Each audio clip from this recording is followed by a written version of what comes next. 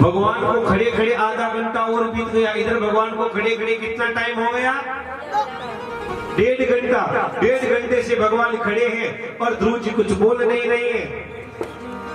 इधर भगवान खड़े थे, ध्रुव जी को हंसी आ गई। ध्रुव जी हंसने लगे, मुस्कुराने लगे। जैसे ही ध्रुव जी हंसने लगे, ध्रुव जी को देखकर भगवान भी हंसने लगे। और भगवान को हंसता हुआ देखा तो यहाँ महाराज भगवान सुखदेव हंसने लग गए। और जैसे ही सुखदेव जी हंसने लगे तो पूरी जनता जनार्दन जितने ऋषि मुनि बैठे थे वो सब हंसने लग गए। क्यों जी? ये ध्रुव जी महाराज क्यों हंसे थे पता है आपको? ध्रुव जी को हंसी क्यों आई? ध्रुव जी विचार करते हैं, प्रभु आप 1 घंटा खड़ा रहो, चाहे 2 घंटे खड़े रहो, चाहे पूरे दिन खड़े रहो। अरे मैं बोलूं तो बोलूं कैसे? मुझे तो बोलना ही नहीं आता है। इसलिए ध्रुव जी को हंसी आ गई। अजी तो भगवान को क्यों हंसी आई? तो भगवान को इसलिए हंसी आई कि आकाश मंडल में देवता खड़े थे। भगवान बार बार ध्रुव से करे थे कि ध्रुव मांग मांग। देवता कहते रे वारे ध्रुव, तेरे पास 1 घंटे से खड़े खड़े भगवान कह रहे हैं मांग मांग मांग और तू कुछ मांगता ही नहीं है। अगर यही भगवान एक बार हमें इशारा कर दे कि मांगो तो हम हमारे प्रमोशन की लिस्ट जेब में लेके घूमते हैं। इंद्र कहता ब्रह्मा बना दो, ब्रह्मा कहता विष्णु बना दो। भगवान सुखदेव को हंसी क्यों आई? तो भगवान सुखदेव को हंसी इसलिए आई कि वारे देवताओं, तुम्हारी कैसी बुद्धि है जो तुम भगवान से भी मांगने की बात करते हो। राज ऋषि परीक्षित को भी हंसी आई। क्यों? क्योंकि परीक्षित को इसलिए हंसी आई कि उस ब्राह्मण बालक ने मुझे श्राप दिया है कि वरदान दिया है। अगर श्राप दिया होता तो मेरी अधोगति होनी चाहिए, लेकिन आज इतने लाखों संत मेरे सामने बैठे हैं और भगवान सुखदेव के श्री मुख से मैं 3 दिन से कथा सुन रहा हूँ। बताओ मेरे लिए वो वरदान है या श्राप? फिर भी ध्रुव जी कुछ बोल नहीं रहे थे। और भगवान ने क्या किया?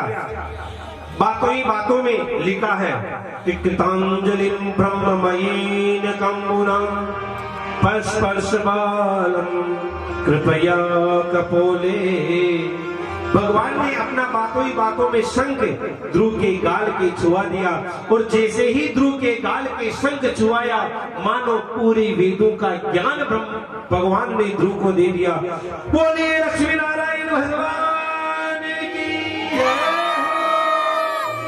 और जैसे ही ध्रुव जी के गाल के भगवान ने शंख छुआया, अब तो ध्रुव जी महाराज हाथ जोड़कर खड़े हैं और बड़े प्रेम के साथ भगवान की स्तुति कर रहे हैं। और भगवान से ध्रुव जी कहते हैं क्या कि योऽन्तः प्रविश्य मम वाचमिमां प्रसुप्तां सञ्जीवयत्य किल शक्तिधर स्वधाम्ना अन्यस्तहस्तचरण श्रवणोत्वगादीन् प्राणान्नमो भगवते पुरुषाय तुभ्यम्। कि हे भगवान, जब तक आप नहीं पधारे थे, जब तक आप मेरे अंदर विराजमान नहीं हुई थी, तब तक मेरी वाणी सोई हुई थी। मेरी जो ये इंद्रियां हैं वो सोई हुई थी। आप अंदर प्रवेश किया, आपने जैसे ही प्रवेश किया ये मेरा शरीर सचेत हो गया। प्रेम से बोलो जय श्री कृष्ण। क्यों जी? भगवान के अंदर प्रवेश करते ही शरीर सचेत हो गया। तो बताओ जब अपन मरते हैं तो निकलता क्या है? कोई आपने कभी मरे हुए को देखा? नहीं देखा? अरे आपने कभी देखा हो तो जो आदमी मर जाता है उसके घर वाले रोते। एक जगह आश्रम में कोई संत जी चले गए थे, सब संत रो रहे थे, अरे इतने अच्छे संत जी थे, इतने भले आदमी थे, मर गए। और आश्रम के जो महंत थे ना, बड़े संत, वो मुस्कुरा रहे थे। किसी ने कहा महाराज आपकी घट में दया नहीं है, आप हंस रही हैं और ये देखो मर गई। महंत जी ने कहा भैया कौन मर गया है? अरे फला संत जी मर गई है। भाई क्या मरा है? अरे वो उनके अंदर से वो संत जी चले गए हैं। भाई कौन चला गया है? वो संत जी कैसे थे? तो कहा महाराज वो 6 फीट के थे, लंबी लंबी जटा थी, लंबी लंबी दाढ़ी थी, गोर जिनका शरीर था। मंत्र जी ने कहा भैया जो थे वो तो सामने पड़े हैं। भाई 6 फीट का शरीर सामने पड़ा है, लंबी दाढ़ी सामने पड़ी है, लंबी जटा वाले सामने पड़े हैं, बताओ मर के गया क्या? अरे महाराज वो अंदर से निकल गया कि क्या कि आत्मा। अब बताओ तुमने आत्मा को देखा है क्या? जब तुमने आत्मा ही नहीं देखी और जिसको देखा नहीं उसके लिए रोने की जरूरत क्या है, और जिसको देखा है वो तो सामने पड़ा है। जी प्रेम से बोलो जय श्री कृष्ण। इसीलिए भगवान ही अंदर आत्मा के रूप में परमात्मा विराजमान होता है, और जब निकल के जाता है उसी आत्मा के साथ परमात्मा निकल कर चले जाते हैं। आइए आप हम सब की कथा में पहली बार भक्त और भगवान दोनों एक साथ पधारे हैं।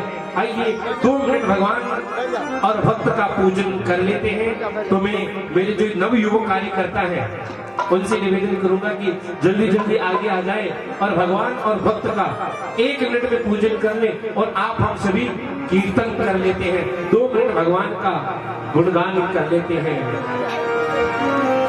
मैं नाम नहीं लूंगा, जल्दी जिनको भी भगवान और भक्त का पूजन करना है सभी जल्दी जल्दी आ जाए। और गांव वाले जो भी हैं, बुजुर्ग हैं, वे नवयुवकों को तो इसलिए कह रहा हूं कि इनको जगाना पड़ता है, इसलिए इनको बुलाया है। आप सब भी जिनको भी पूजन करना है, एक कीर्तन कर रहे हैं, एक भजन गा रहे हैं, और आप हम सभी इनका पूजन करेंगे। जिनको भी करना पंडित जी पूजन करवा रहे हैं। जब भक्ति नहीं होंगे आडा मत जो फोटो हो जब भक्ति नहीं होंगे भगवान कहाँ होगा, जब भक्ति नहीं होंगे भगवान कहाँ होगा, जब भक्ति नहीं होंगे भगवान कहाँ होगा। देखिए बाकी जितने भी बेटे बड़े प्रेम से ताली सेवा करते हुए, जब भक्ति नहीं होंगे भगवान कहाँ होगा, जब भक्त नहीं होंगे भगवान कहाँ होगा।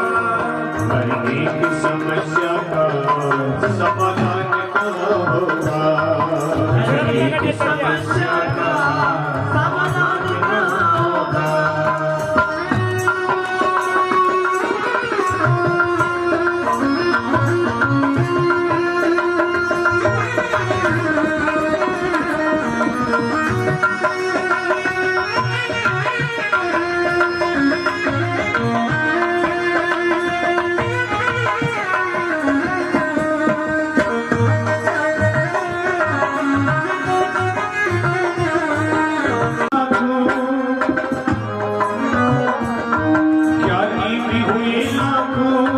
पंडित भी हुए लाखों, ज्ञानी भी हुए लाखों, पंडित भी हुए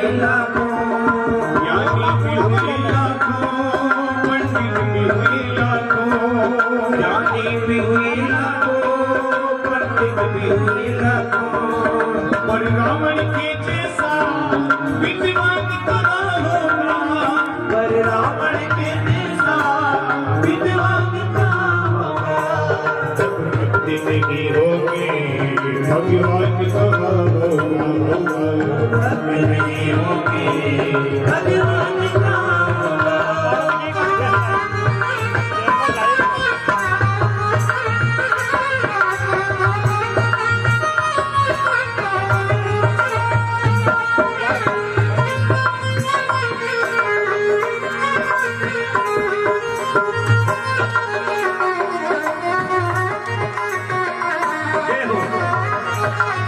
बड़े प्रेम से मीठी मीठी ताली सेवा करते हुए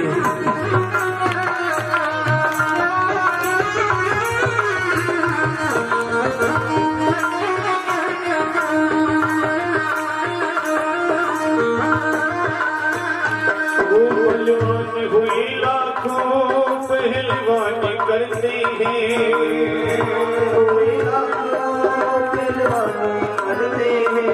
वो बलवान हुए लाखों पहलवान करते